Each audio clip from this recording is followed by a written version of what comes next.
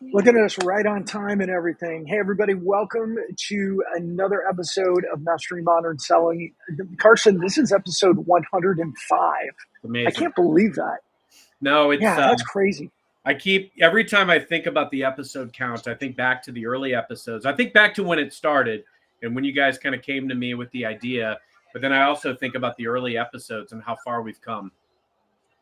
Yeah, for sure. For sure. So, everybody, if you're on the podcast, thank you so much for joining us. As usual, if you like what you hear, you think that, hey, we got some things to share that are valuable, we'd really appreciate a 5-star review. Maybe even take a screenshot in your phone, share it with some people that could find value on it. We're trying to increase our subscribers because, why do a show if we're not going to get in front of lots of subscribers, right? And then for our audience that is on here with us live on LinkedIn, as always, welcome, and we appreciate your comments, especially today. Carson, it's just you and I. We don't have Tom here babysitting us. I know. I'm kind of So worried about that. I mean, he kind of corrals us, brings us back when we go awry. But who knows? I know. Who knows where So it'll. Tom may be joining us in the comments. I think he's on a plane somewhere, but and always I is just hope always he for didn't get thrown off the plane for like jumping up and getting upset at us. He might. He's probably going to think we ruined the show. But and so for everybody, if you join us in the comments, we'll bring a lot of the comments up on screen and we'll answer questions. And really, you help us make the show a lot better. So thanks for joining us. And then I will throw this out. As always, our show is sponsored by Fist Bump, which is my company. But and Carson's a partner with us. And hey, look, if you are struggling with creating content, using LinkedIn to either drive traffic to your trade show booth or to use a live show and a podcast, which is what we're going to talk about today, or use it with your own personal brands in order to create qualified pipeline and increase your revenues, we might be able to help you, and we'd love to chat with you if that is something of interest to you. The last thing I'm going to say, Carson, next week's going to be a great show. We have Mr. Mark Hunter coming back, which is always a good time. I think this is the third time Mark's coming back. He might be our Alec Baldwin of Saturday Night Live. Like he might be our most returning guest. So With a for close everybody, we'll second of have. Larry Levine. So yeah, it's getting close there. That's it. So, all right. Well, Carson, today's topic, we are talking about leveraging live shows, leveraging podcasts for building pipeline, building relationship, and obviously affecting or influencing revenue. We're going to go in a couple of different directions here with everybody. And I know you. I want to start with you with this part. You are a co-host here. You have your Salesman on Fire show, and you're on a co-host, and I always forget the name of your other show. Connected Teamwork with Hylke Faber. Connect. There you go with Helka, and I always forget the name of it. I'm sorry, but so you've got three Changed names shows. a couple of times. It's changed names, so that's fair. No, so is ours. So there you go. Yeah. But you're doing that with Helka. Tell me, just give everybody an overview. Like, how do you find these shows are helping you in not just building your personal brand, but actually filling pipeline and closing deals? Yeah. No, it's a great call out, Brandon. And I think, I always contemplate like our audience and the message that we want to deliver in this show. And this is a topic that comes up a lot when I'm talking to, executives that work with partners that support our ecosystem and technology. And it all comes down to differentiation, right? Every one of the shows that I take part in has a very specific role. Obviously a couple of them being more around sales and leadership and another being all around building and nurturing team culture, right? And these are things that are top of mind for a lot of organizations, a lot of executives, a lot of teams that we collectively support. And I think, look, I'm an outcomes guy, and I think a lot of people listening probably are as well. I think it's important to be mindful that, the groups that we serve as a part of this show are looking to solve unique challenges and problems. And what these shows have done, number one, they allow you to show up, be your authentic self, showcase expertise, differentiate yourself or your solution or whatever it is. And when I think about outcomes, what's amazing about this, Brandon, and I'd love to get your thoughts because I know you have a lot of very specific, tangible outcomes. What I find is magical is when, as a salesperson, as a sales leader, I'm not able at times to get certain meetings that I, might want to book with business executives. But if I've asked them to be on a show, that might be the message that gets them to come to the table. Then we Yeah. break down in that relationship. We start talking. I understand their portfolio, what fits in their purview. They can start to understand a little bit more about what value I might be able to bring. And it might look different than what I initially envisioned, but the beauty is the relationship starts there. You never know exactly what that right magic message is going to be to get somebody to come to the table, but inviting somebody to be on your show does a few different things. It will spotlight and showcase that person that might be a potential client, might be a potential mentor. You're going to learn something. You never know where that relationship is going to go. And the other thing is now you've also added that person's audience because they're going to share it with their audience. Your show is going to gain some traction through that avenue, and it compounds the number of people that you can conceivably touch. Yeah, I really appreciate you saying it that way, Carson. I think everything that you made me think of there when you were saying it. So you have three different shows that are really three different versions of content. Similar, they overlap, but the key that I heard you say is it's all three of them have content that your customers care about in some area of their business. And so it also then helps expand your personal reputation because when we have a show, and this is one of the ways that I think is I share with a lot of CEOs or C-suite and business owners. You can think of a live show and a podcast like this one similar to a breakout session at your most important trade show. That's if we deconstruct it, what are we doing at a trade show when we spend a lot of money in a sponsorship, 15, 20 grand or more in a sponsorship, and what comes with it is a breakout session.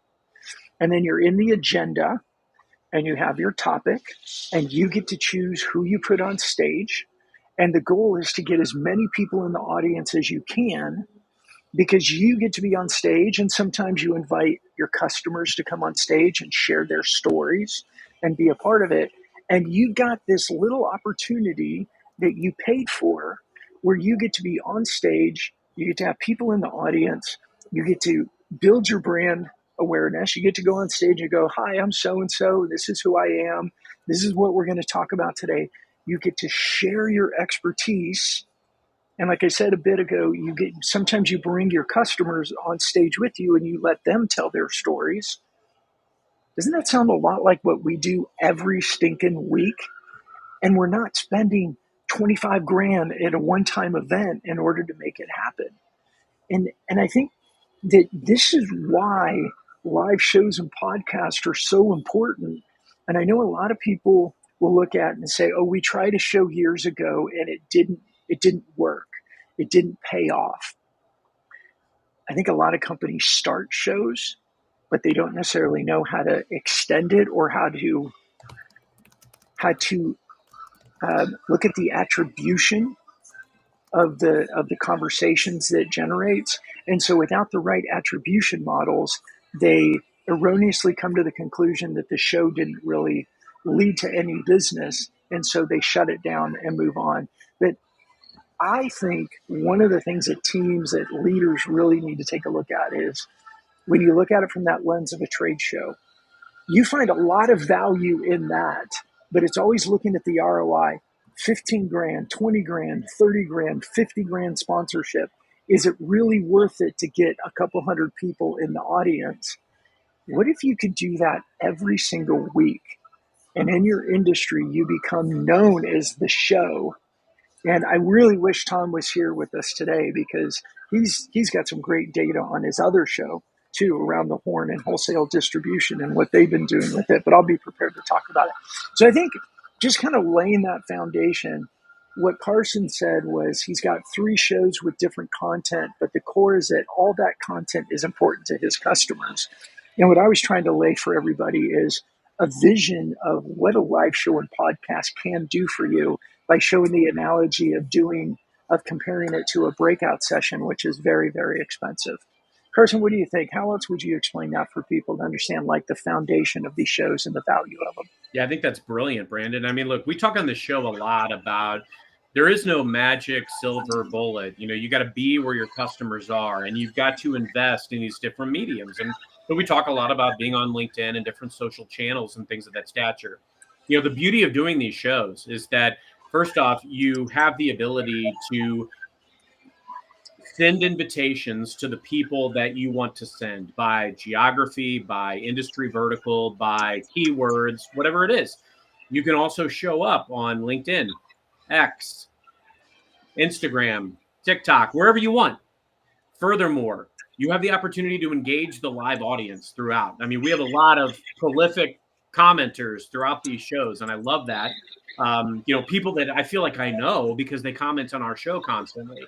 So you can engage the live audience. One of the other elements, too, is the ability to solicit for guests that are people that you want to learn from, people that you want to co-present to their audience and your audience that you think your audience could benefit from. So when I think about my audience, who are some of those guest speakers that can really impact my audience? And then furthermore, who are those potential guests that could eventually be people that you could have a mutually beneficial relationship? I've had deals that have come out of customers that have become guests on my show but never responded to a prospecting mail. And so, like I said, you never know exactly where these relationships are going to go, and that's the beauty. The last thing that I really want to make sure I expound on is the ability to leverage the content in today's day and age. What's amazing is when we create a live show, and like first off, you've got an amazing team that works on this Mastering Modern Selling show. There are ways that even if you don't have the ability, like I became a very accidental podcast host. In the pandemic, I was actually lamenting, like, man, I really miss just sitting around talking to people about sales, having water cooler talk. And then I realized I could do it anywhere. And we had this idea of like, let's just record these on Microsoft Teams, turn them into videos, publish them. People were responding. I had people reaching out to me saying, Carson, I want to be on your podcast. And I'm like, I don't have a podcast. I don't want to have it because that's like another responsibility. But when I realized 2 things, one, that I could create these whenever I wanted and post them, and 2, that it was actually good for my brand to have that differentiation of having a show because not everybody doing what I do has a show, I embraced it. And then that's when I said, hey, let's buy into this. Being able to leverage that content after every show we do. We get bite-sized chunks, which are, maybe 30-second to a minute videos that people can resonate with. We can reshare that. We can leverage AI to turn the entire hour-long transcript into a brilliant article. Obviously, you're going to put your own personal touches into that article, but when it can spit out an article based on our own words in seconds flat, there's value there. And so, as I talk to sales teams, as I talk to marketing teams, this is an area where I can coach them. My own customers today that are within my purview as a tech company sales leader. When I'm talking to sellers, managers, marketing, I can help them understand these concepts and how they can leverage this technology seconds flat, making them more productive and stand out from the crowd. That's really good. Carson, here's what I want to do with this.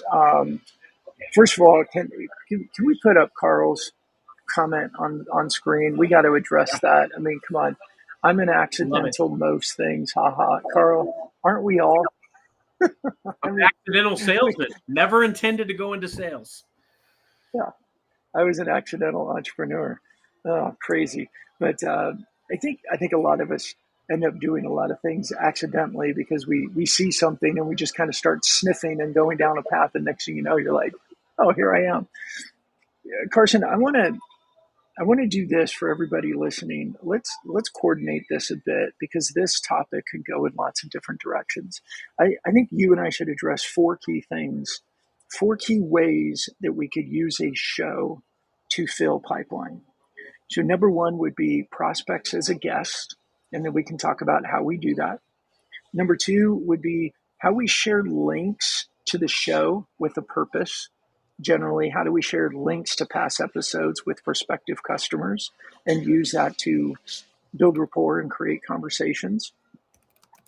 The third one, and I know this one you'll have a lot to say, is using the invitations, inviting your prospects to be a part of the show or come listen to the show or share episodes of the show.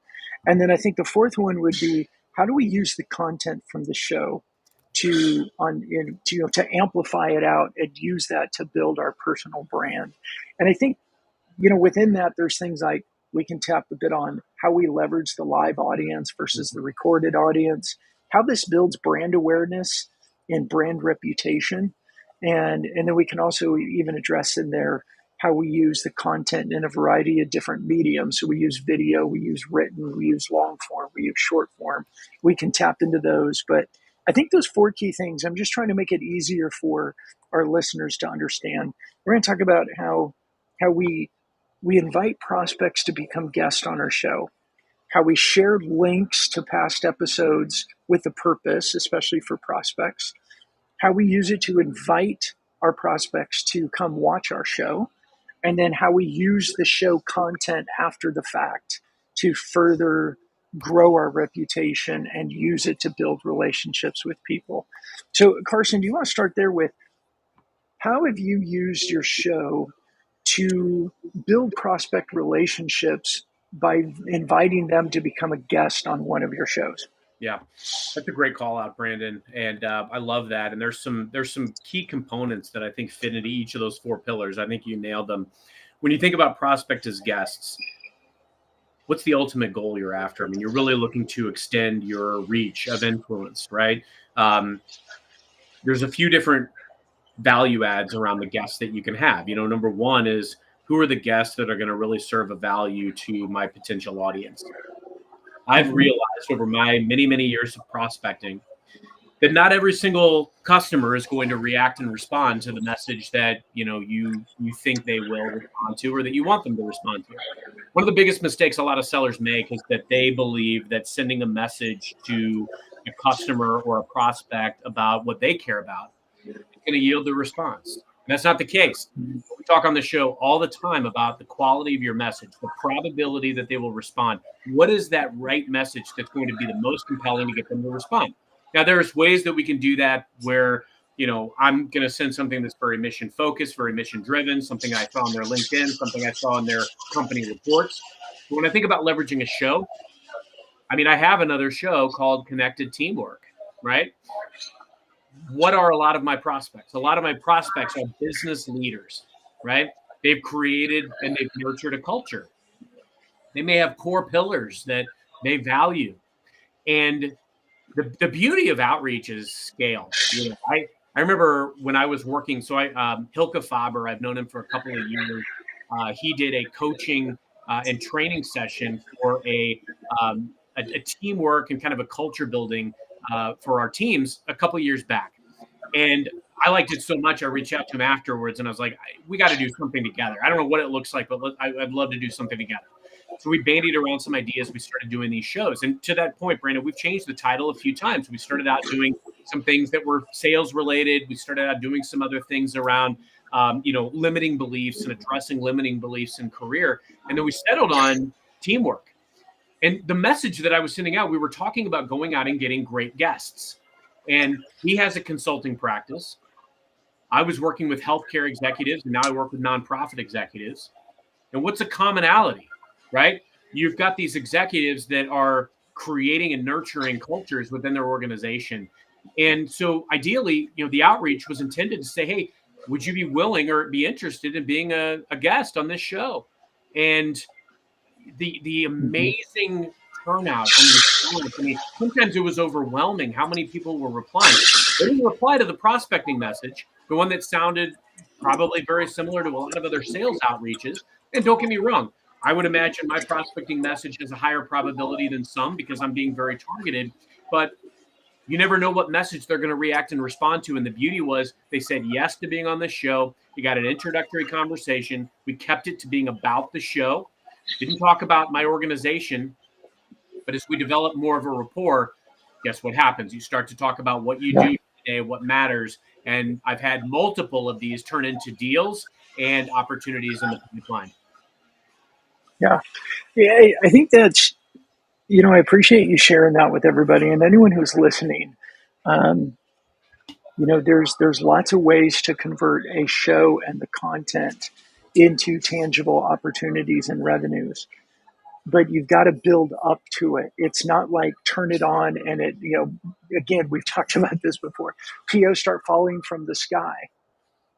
But this is I think I really like this strategy around inviting your prospects to become guests on the show. And, Carson, you and I are both big in the partner space, you with the Microsoft partnership ecosystem. And we have like 50 partners with Fist Bump that we work with as well. And one of the ways that I like to use the show is, it's mastering modern selling. And like, I think Mark Hunter coming on the show next week. Mark is a Fist Bump partner of ours.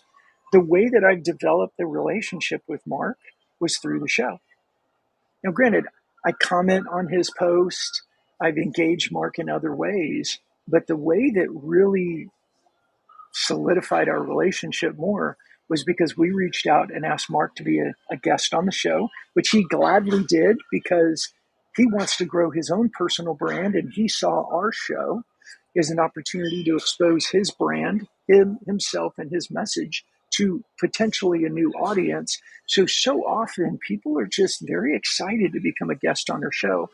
And then the way that I used it, the way that we used it is I had pre-show calls with our guests where I get to know them, they get to know us. And as Carson said earlier, I don't use this to sell. If I did, that would be pitch slappy. They would see right through it and be like, oh, screw this guy. But you're building relationship. You're getting to know each other. And usually at some point they'll go, well, Brandon, tell me about your company. I'm not really sure what you do. And guess what? We've now got this relationship going. And Mark's been a guest on the show a couple of times, but he's also one of our partners. But for anybody listening, you can do this with your guests. Like we have Competitive Solutions, Seth Davies and Shane Yount, who are clients of ours where we manage and promote their show. One of their strategies with the show, one is build their brand and their reputation in their industry by being seen as the host of the show. But one of their core strategies too is inviting their prospective customers to come be a guest on their show and talk about their challenges with using data to make quality decisions. And again, what better way to reach out to a prospective? So here's our options. Hey, do you have 30 minutes for a demo? Right? Or, hey, you know what? We have this show and we talk about these things and we want to call and see if you would be interested in coming on as a guest and sharing your experience as a title in the name of your industry or the name of their company. Which one do you think people are going to be more excited to respond to? Yeah, and your intent has to be to serve and to add value. It can't be to sell, to your point, Brandon. That's not what's going to get people to respond. And I don't ask people to be on my show to sell them. I ask them so that I can explore the relationship. Frankly, I know that I'm going to learn from every guest that I have. And if there is something that transpires as a result, great. I just so happen to ask senior leaders and organizations that I am paid to develop great relationships with. And ultimately, I find that is a great path to developing relationships. I also, as we segue into the next piece, because I want to get your thoughts on the value of sharing links to past episodes, how we develop that building rapport, and especially as you entice more people to kind of, come into the community, come into the collective. I think that's key.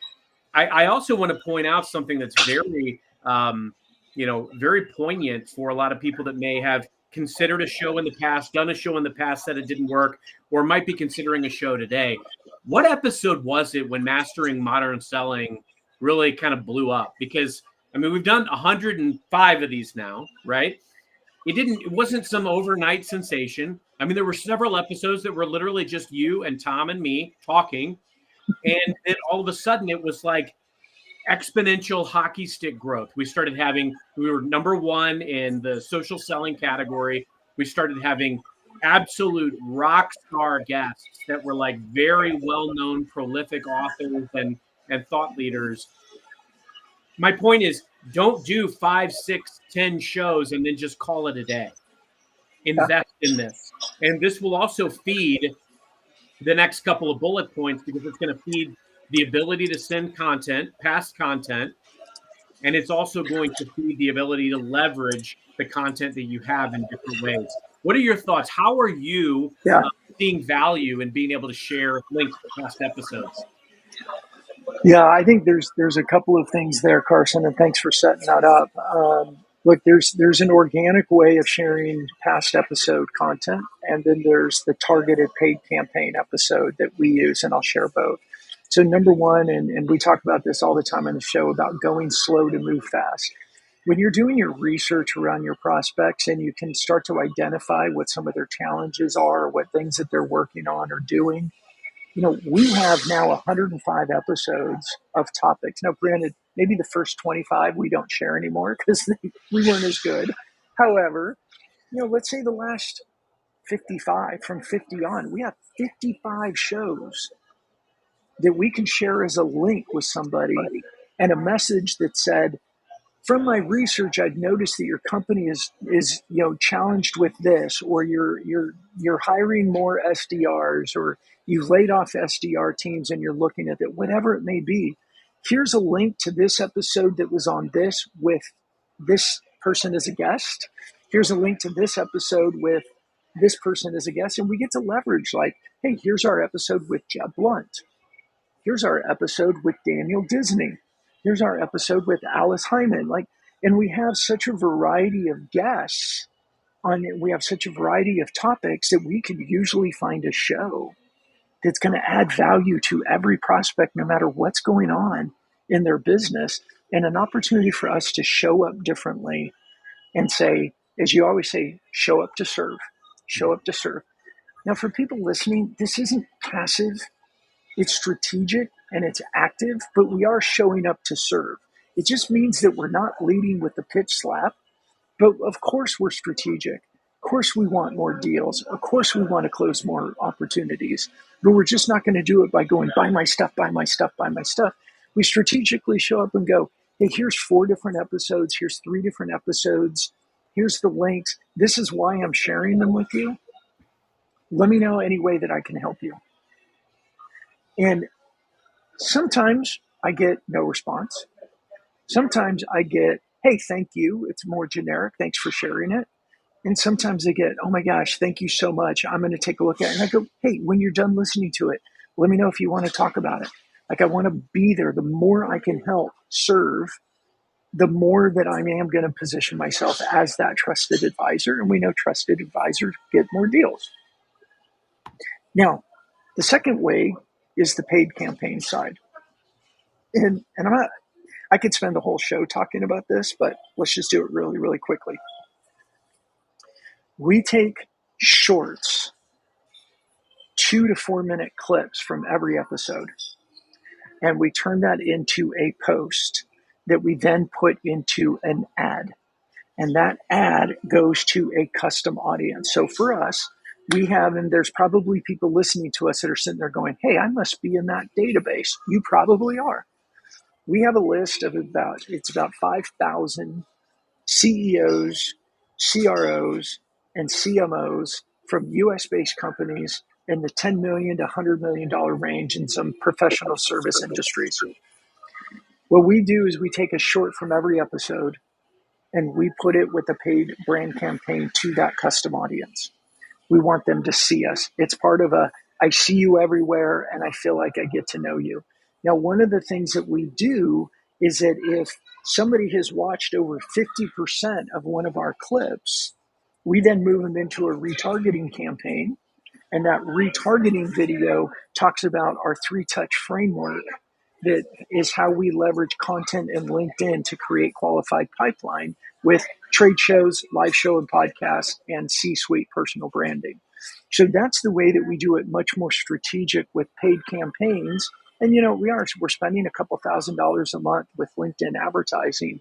But I can tell you this too: over 70% of our leads, of our inbound leads that come in, they come from our show or my personal brand. Wow. So 70% of them. And just a quick story. I had a conversation today with somebody who said, first conversation, he said, "Oh my gosh, I feel like I know you from the show. I see you all the time." He reached out to us. It was an inbound lead. It said, "Hey, I'm ready to start working on my personal brand as a CEO of a company. Can we talk?" And the first thing he said was, "Oh, you look exactly like you do on your show. I see you all the time." I had no idea he was watching our show. And I'll tell another story. I have new clients who actually, before they became a client, they referred me to somebody who became a client. And when I called her, I said, "Hey, thank you. Thank you for referring her. Why did you refer?" I didn't really even know. She's like, "Oh my gosh, I've been watching your show for the past 3 months." She goes, "Of all the shows I listen to, yours is the only show I actually watch. Like, I block it off and I watch your show." And then she referred somebody who they were talking to about LinkedIn, like, "Oh, you need to call Brandon." And now they're a client and they're coming on as a client. And it's all because of the show, whether it's organic and people find it and they come and they listen to it, or it's through our paid targeted campaign. And we put the show in front of people. And we put the show in front of people not to sell. We put the show in front of people to get more people to subscribe to our page and follow our page so that they watch the show. And those are the two ways that we really use content from a show to grow pipeline. That's amazing, Brandon. I'm going to make a statement that will piggyback off that piece, but also segue us into the next bullet item. And here's my message to the individual contributor out there who's just trying to improve their brand, or the small organization that doesn't have a ton of budget to be spending. There are ways to not spend a dime and have cost-effective demand generation, right? I mean, we're not doing a pitch to go out and create your own show and pay a lot of money, or to buy a lot of ads, especially if you're just a humble individual contributor, right? I can take links from these past shows and I can attach them to, I've got a part on my LinkedIn profile where I'm a co-host of Mastering Modern Selling, or of Connected Teamwork, or I'm the host of Salesman on Fire. And I can attach some of these popular episodes. You can put content, 5 links on those titles. So if somebody goes to my LinkedIn profile and they're scrolling down, they can see that role, and they can also see those links to past shows. Furthermore, the value that I get out of talking to some of these guests, what it does, I will say, like, in coaching my team, in my own sales methodology, I incorporate things that I've learned from my guests almost every single day. Whether it's how I'm scheduling my day, how I'm approaching my own, rigor and discipline, the terminology and methodology that I leverage when I'm engaging customers. So across the board, I'm learning so much that it's amplifying, elevating my game, and it's also elevating my brand as an individual contributor, as a sales leader, whatever may have you. And even if you have a small consultant firm, the ability to differentiate and then start inviting people as guests. I mean, not everybody's going to respond, but if you ask 100 people to be on a show, people will say yes to you. You'll get some guests. And that's kind of how it caught fire with me. I've done over 100 episodes of Salesman on Fire. I've done 60 of Connected Teamwork, and we've done over 100 of Mastering Modern Selling. Talk to some greats. And I think there's a lot of power in that, and the ability to leverage those links for your personal brand and also for your company brand. Number 3, we want to talk about using the invitations and inviting prospects as part of the show. Now, Brandon, you made a great comment. Number 1, there's a lot of those. There's a lot of lead nurturing that kind of goes on here. You don't know everybody that's watching the show. There's like what Salesman likes to call the lurkers. There's always people that are out there kind of watching, but you don't know that they're watching the show until you run into them at some type of an event. And it's like, gosh, I love your show. I literally had a guy that stopped me in Seattle and you were on that show with Brandon Lee. I like texting Brandon. I'm like, you're a hit here, man. You're global. So you never know who all's watching, and I think there's immense value there. But the other element too, when you're thinking about cost-effective demand generation, how can you leverage the invitation? Okay, so Brandon has an amazing team that creates a LinkedIn event page, which you can go out and do. I was talking to somebody yesterday, one of our customers who ran their strategic partnerships and marketing team, right? And I was coaching them on this. I'm like, you have a company page, you can go out and create an event. You can invite any individual can invite up to 1,000 connections per week. How much power is that? I got a call from an ex-colleague of mine the other day, and it's like, hey, can you promote this event for me? And it was mutually beneficial because I had some customers that fit into this vertical. So I promoted it, sent it out to 1,000 people. Took me a couple of minutes. It was completely free. Mhm. And within seconds, the attendance went from like 10 to over 100, right? Within seconds. So my point is, when you think about how can you leverage the invitations to this show to invite prospects to be a part of the show, you can look at different industry verticals. We look at, people that are in professional coaching, consulting, marketing, all of those types of things. Think about your audience. Where are they? And then leverage tools like LinkedIn to be able to get that invitation into their inbox. They may not be able to show up to the first show. But guess what? After you've done 100 shows, the chances that you've touched them in a time and place where the planets align and maybe they can catch you. The last thing I'll say on that thread, and I'd love to get your thoughts on this, Brandon, because you're the master of this and you've seen a lot of the statistics, is we're live streaming to multiple different platforms, right? So when we join, I'm electing to say, hey, I'm going to, show this to my 300,000 followers on X. I'm going to show this to my 40,000 followers on LinkedIn. I can post to Facebook. I can post to YouTube where I have 3,000 followers.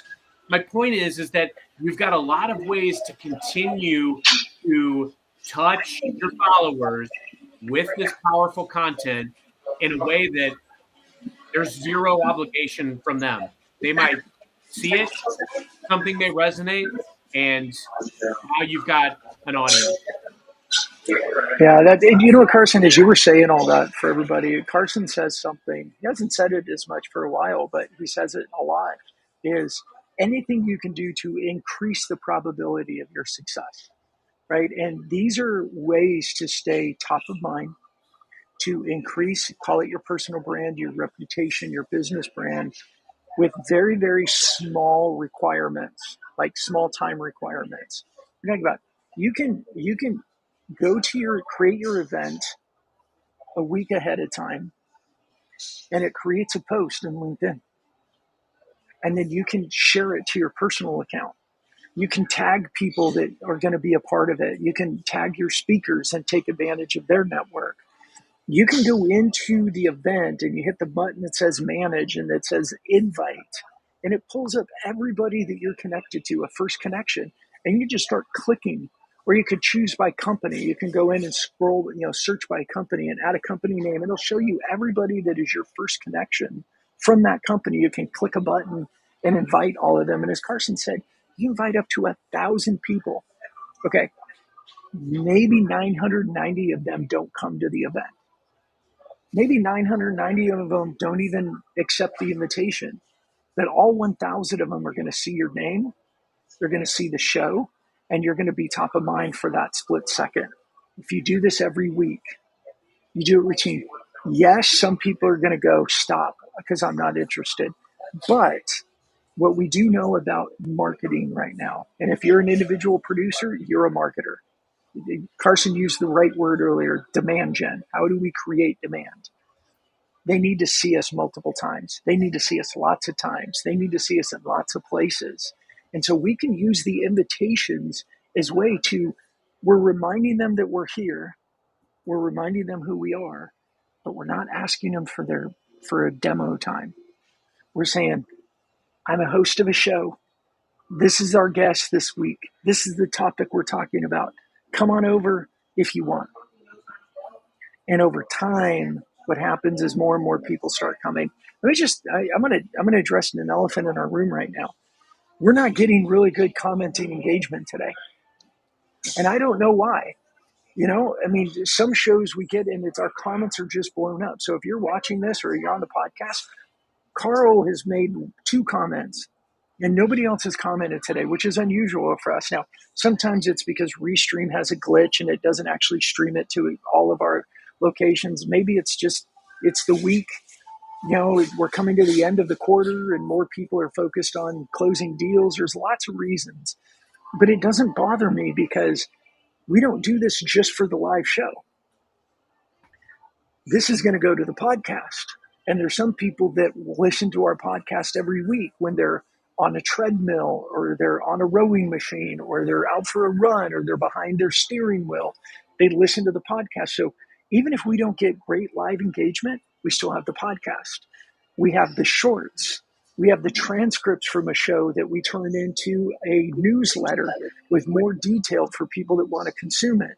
We also have the link for future use that when somebody, and maybe you're listening to this and you go, man, that's what Brandon did to me. When somebody asks about, hey, how are ways that we could use a live show or podcast? I'm going to send them a link to this episode. Go, hey, we did an entire show on how to leverage live shows and podcasts for lead gen and demand creation. Like, there are so many ways that we can use this, and the invitation is just one of the easiest ways to stay top of mind. Now, I am going to jump, Carson, if you don't mind, I'm going to jump to the end of the show too. And here's something. The event has registration. So people can say, they'll get an invite through LinkedIn and they go, yeah, I want to attend. And they're in a registration. So at the end of a show, you can go to the event and click and see everybody who registered or said they wanted to attend. And you could just go down the list and anybody who you're not a connection request or connection with. And if they're an ICP of yours or somebody you want to meet, what I do is it pops it up as like a pop-up window. And what I do is I look and I can see who they are. If they're a first connection and there's someone you want to talk to, send them a message. You go, hey, thanks so much for registering for the show. What'd you think of it? Use it to open up a conversation. If you're not connected to them, send them a connection request. Hey, I noticed you registered for our show. Thank you so much. I noticed we're not connected. Can we be connected? What did you think of the show? What comments do you like? Anything, you can use it to create conversations and expand your network. There's so many ways. I think the live show and podcast is just the best. It's really one of the best and easiest ways to grow personal brand and grow pipeline. It's incredible. If anybody is out there listening, would love to get some comments on, maybe your thoughts, what you've learned, whether you've tried a show or not before, thoughts about, a show that you may be considering. And Brandon, I think you perfectly teed up, the multiple ways of pillar number 4, how you can use the content from the show. And I'm going to touch on a couple extra ones as well. Content repurposing is an amazing element of doing a live show. The ability to repurpose it into a blog post, as an example. So, I mean, I will literally go out and, like, the day after this goes live, it's out on my YouTube because I'm streaming live to YouTube. I can go into edit on my YouTube video. I can go into subtitles, and I can copy the entire transcript. I can go out to ChatGPT and I can say, write me a long, formatted, descriptive, subjective article from this transcript. Paste. And there it is. And I mean, you can dictate with your prompts, do I want to remove the names of the people? Like, I want to make it an actual subjective article. Or are there things that I want to add or incorporate? Like, do I want bullet points? Do I want key takeaways? Do I want actionable items that people can do today? You're the one guiding the AI. And so the beauty is I can literally turn that into a blog post the very next day. Something else I'll throw out there, because look, I know we're talking to a lot of people that have big aspirations. I am currently writing my 5th book, which is a labor of love. It is called The Show Must Go On. And I will absolutely, whatever it takes, it will come out this year. That is my promise. I said it at the beginning of the year.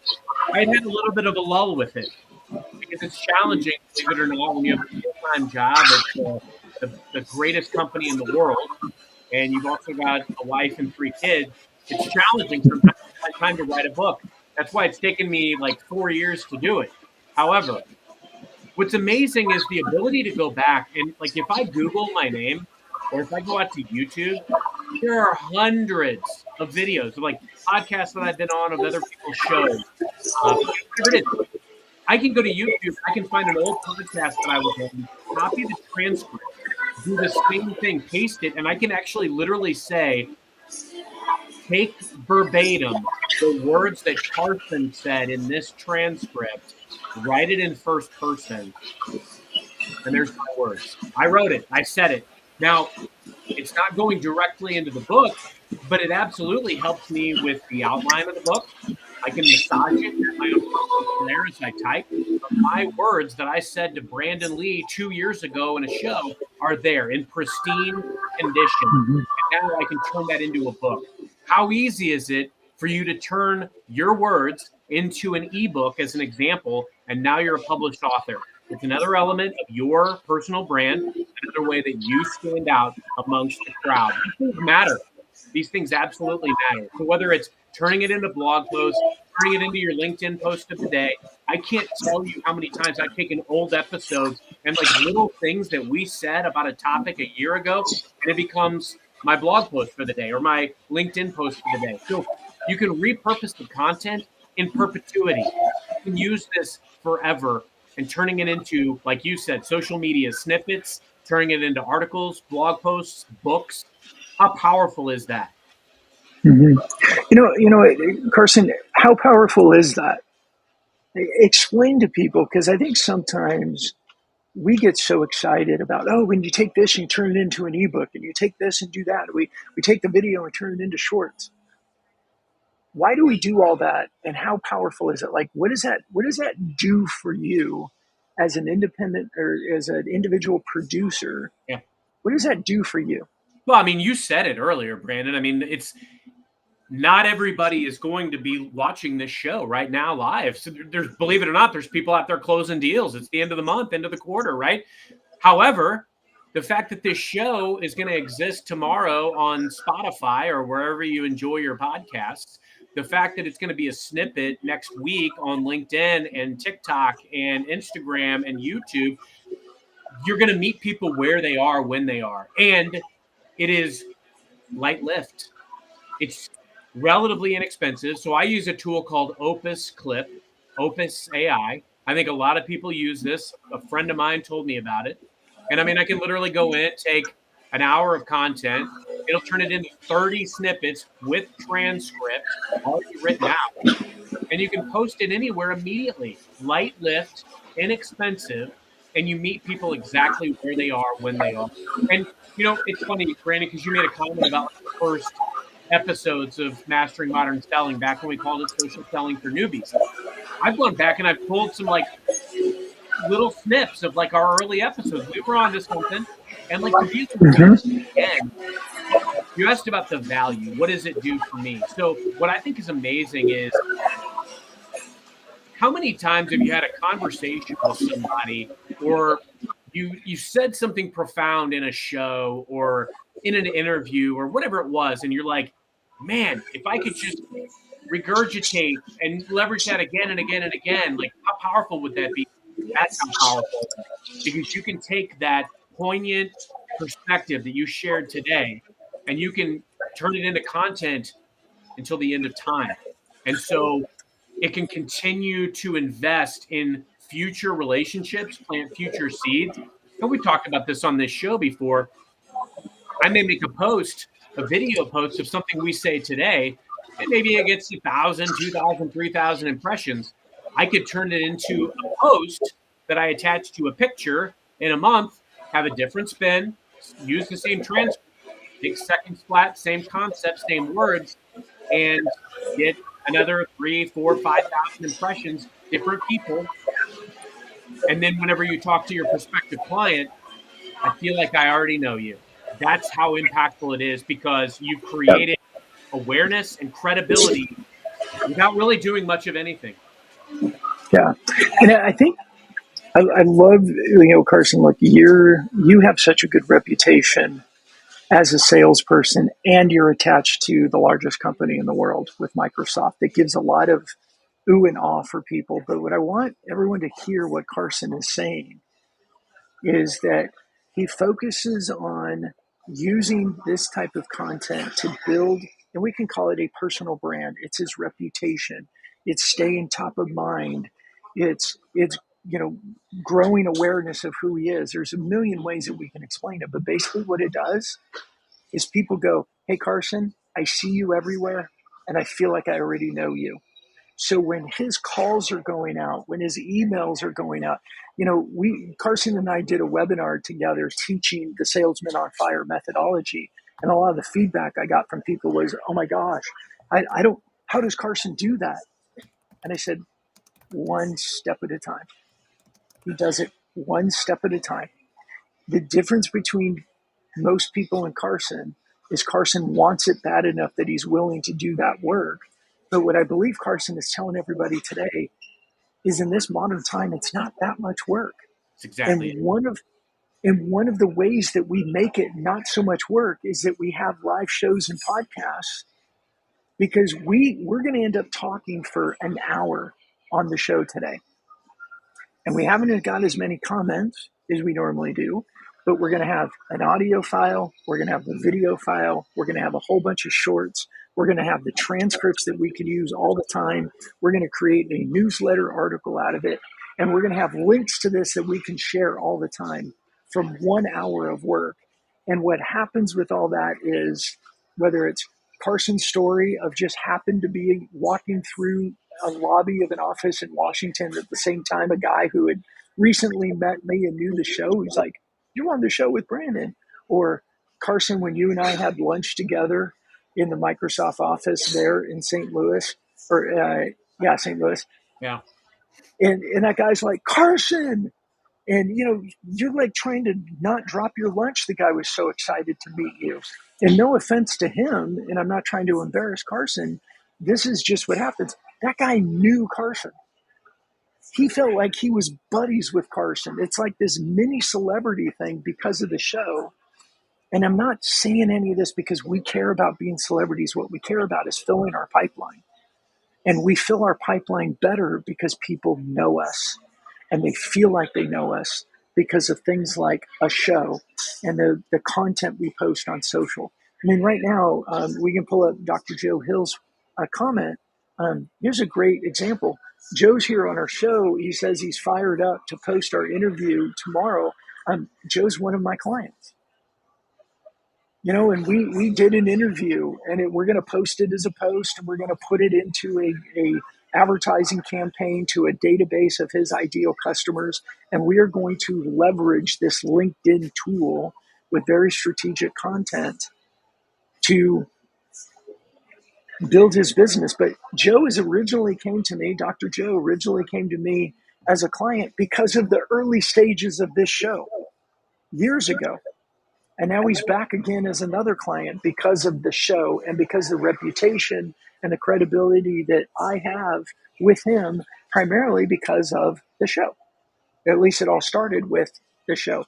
Carl Leva, who's on here, he was somebody we invited to become a guest on the show because he's the curiosity coach. And guess what? Carl's now a fist bump client. And Carl's introducing me to people in his network who he thinks need to be working with fist bump as well as a partner of ours. Carson and I don't sit here and tell everybody like, "Hey, look what we do." Right. We tell you our stories of what's working because this stuff works so well. And it's just a little bit of time. And I think the key thing too with the show is don't quit. Yes. Keep going. That's it. If nothing else that we learned. That's exactly why this is a topic for this show, because if you're going to truly master your craft, master modern selling, be everywhere where your potential clients are, this is a critical component. And I see it all the time. I see people talk about doing a show, or maybe they've done a few episodes and then they, put it aside. I mean, don't overthink it. I literally got started doing this by just hitting record on Microsoft Teams and recording a conversation with somebody, taking a 5, 10, 15, 20, 30-minute video and posting it out. And at that point, AI was not where it is today. Like I couldn't take the transcript, turn it into a post, but you better believe I'm so grateful that I have shows dating back 6 years that I can go back now. I'll give you a case in point. Mhm. So when I first started doing podcasts, this was right after my first book came out in 2010. Okay. And I started doing outreach to famous sales author podcast hosts, Jeb Blunt, Jeffrey Gitomer, and others. And I just sent them messages and said, hey, I've got this book, Birth of a Salesman. I've got a following on LinkedIn and Twitter in excess of 300,000 people. And, would love to be on your show sometime, that sort of thing. They said yes. So the thing with Jeb, like, this is literally like, I didn't even have a home office. I'm like basically sitting in my old basement, but the content was gold. And to be able to go back and take that transcript from like 6-7 years ago and now turn it into an article that's like basically by Jeb Blunt and Carson Heady in 2024 about how to maximize fourth quarter as a salesperson, it's magic. It's gold. So Yeah. my point is like the more content, the better. Don't give up. Don't overthink it. You don't have to have some swank production. You could literally just record a video and post it. And now you're a host of some sorts and you can engage people with that content. Yeah, and I like Joe's comment there. Don't overthink it. Suit up. Do what you can with what you got. I love it, Joe. Dr. Joe, thank you. You know, I I'll say this with everybody, and I think a lot of people listening might like find this hard to believe because of 105 episodes of our show. I wrote a book in 2012. So in 2010, I sold my third company. I was doing consulting work, and I heard people say, "You should write a book. You should write a book." And I'm like, I would love to write a book. Like I thought that'd be really cool to write a book. In 2012, I wrote my book. 2016, I still hadn't shared it with anybody. Major imposter syndrome. Eventually, I did pay somebody to edit it because I was worried about my own grammar and everything. I had somebody edit it and clean it up, and I self-published it. And I didn't do anything with that book. I did nothing with that book. I mean, massive imposter syndrome. After selling three companies, writing a book on growing companies and the way that I built companies and a lot about culture and managing you as the entrepreneur, which I think I'm really good at. I never shared it with anybody. When I first started doing podcast, live shows and podcasts, I had all that old crap coming. Who do you think you are? Nobody cared about your book. Why would anyone care about your show? Like all that stuff came up. And for the first several months of our show, I kept going, what am I doing? And honestly, if I didn't have Carson and Tom, I may have quit. Well, thank God you didn't. Right. I may have quit because if it was me alone, all that imposter syndrome. So anyone out there listening, man, I get it. I totally get it. But what I've learned is just keep doing it. Take from Dory and Nemo. Just keep swimming. Just keep swimming, swimming, swimming, swimming. Right? Just keep swimming. Powerful. And the amazing part for me now is how many conversations we have. And, Carson and I joke around about each other about how popular he is or how popular I am. But we joke with each other, but it really comes down to we both experience things where we go places and people know us and welcome us with open arms, and we have no idea who they are. Who out there wouldn't want that as part of being, whether you're a business owner, you're a business leader, you're a sales rep, that you go places and your reputation actually precedes you in a positive way because you started taking advantage of this camera and this thing called LinkedIn. Man, I don't know any other way or better way to add an exclamation point to this session than that. Well said. I appreciate that vulnerable moment too, because like I'm a guy that hated speech class, hated getting up in front of people. We have these mediums now where you can get in front of, 15 years ago, I ran a call center. I'd get up every day in front of 200 salespeople and deliver these like Wolf of Wall Street like speeches to standing ovations. And I thought I had made it. I thought it was the biggest moment of my career. And now it's like we have the ability to touch tens of thousands, hundreds of thousands of people globally with no barriers in mediums like this, from the comfort of our own home, wearing shorts and a ball cap. It's crazy. I say if you're a seller, entrepreneur, leader, whatever you're trying to achieve, embrace it. Yeah. Yes, my nod to Darren McKee today, Right. who has been a guest on our show, who has done an amazing job building an amazing reputation for himself and becoming an incredible salesperson for the company he works for. So, well, Carson, I think today was great. I think it was, it was a shame we didn't have Tom, but we did pretty good without having our babysitter here. I think so. I think he'll keep us around. Yeah. I think he'll want to get back and get us focused. So, hey, everybody, thank you so much for joining us. Again, if you have any other comments or questions, throw them in the comments. We come back around and we look at those as much as we can. If you have any questions about using a live show and a podcast for promotion, reach out to me, Carson, Tom, anyone on my fist bump team as well. And if you have any questions at all around LinkedIn, like I had a call today with somebody who said, "Hey, Brandon, I'm not going to become a client of yours, but I have some questions. Like I really want to do something with my personal brand, but I have no budget for you." I took the call. We had a great meeting. Like we truly are here to serve. And I know Carson and I have both experienced that, the more that we serve, the more wins come our way. And so it's selfish, honestly, in a lot of ways of just being able to serve. So we're around for you. Carson, you want to wrap us up and send us on home? I mean, look, rising tides lift all boats. We do it for love of the game. So thanks for joining us for another episode. And until next time with Mark Hunter, happy modern selling.